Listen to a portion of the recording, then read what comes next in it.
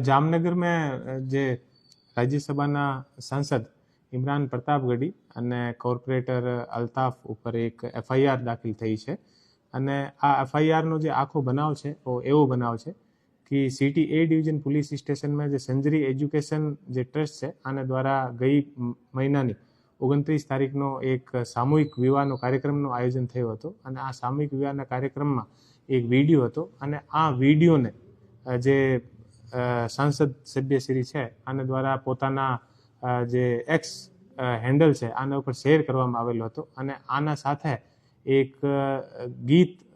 લગાવેલો હતો અને આ ગીતના જે શબ્દો હતા એ શબ્દો બહુ ઉશ્કેરણીજનક હતા અને આ સંબંધિત જામનગરના સિટી એ ડિવિઝન પોલીસ સ્ટેશનમાં એક ફરિયાદ મળી હતી અને આ ફરિયાદ આધારિત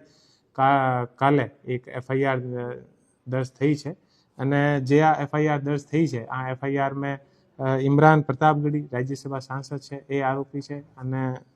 અલ્તાફ ગફારભાઈ ખફી જે જામનગરમાં કોર્પોરેટર છે એ આમાં આરોપી છે અને બીજા જે સંજરી એજ્યુકેશન એન્ડ જે છે ચેરિટેબલ જે ટ્રસ્ટ છે અને બીજા જે લોકો અને તપાસમાં જે પણ વસ્તુ સામે આવશે આ જે બધા લોકો છે આના ઉપર જે ગુનો દાખલ થયો છે એ ગુનો એવી રીતે છે કે આની જે આમે જે ગીત જે શેર થયો હતો આ ગીતના જે બોલ હતા યા આ ગીતના જે શબ્દો હતા એ બહુ વધારે ઉશ્કેરણીજનક શબ્દો હતા અને આ ઉશ્કેરણીજનક શબ્દોના કારણે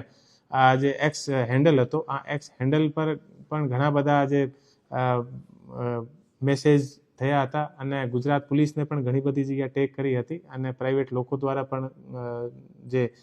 પોલીસ સ્ટેશનમાં અને બધી જગ્યાએ આની શિકાયત કરવામાં આવી હતી આના અનુસંધાનમાં ગુનો દાખલ થયો છે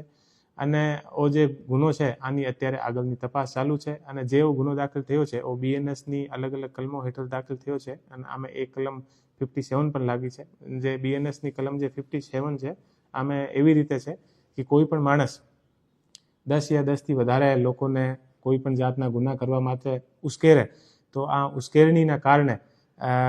લોકો ગુનો કરી શકે તો આમાં 7 વર્ષ સુધીની પણ સજા હોય છે તો આ કલમ હેઠળ અને બીજી અન્ય જે કલમ છે લોકોની ધાર્મિક લાગણી અને લોકોને બીજને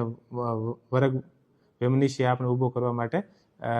અલગ અલગ જે વસ્તુ હોય આના સંબંધિત ગુનો દાખલ થયો છે અત્યારે.